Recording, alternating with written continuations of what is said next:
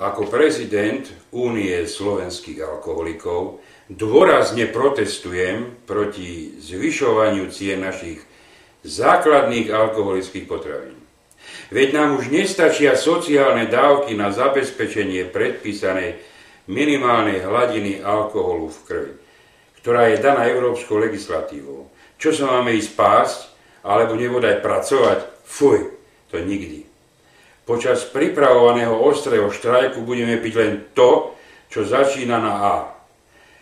To jest alebo víno, alebo rum, alebo čo bude po ruke. Z praktických alkoholikov sa stanú občasní abstinenti.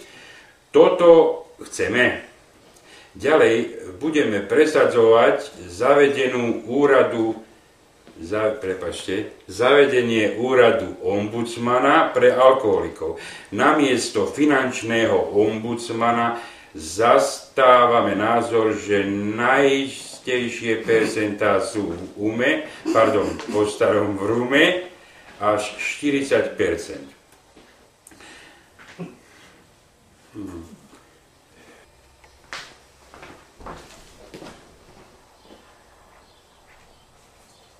Obraciame sa aj na vás, vaše blahorodie, predseda SDK, zasiahnite.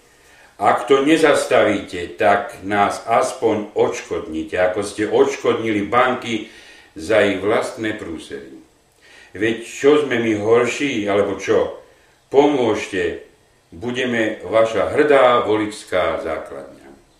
S pozdravom, nech víno tečie potokom a liter rumu zadarmo, prezident USA Únie slovenských alkoholikov.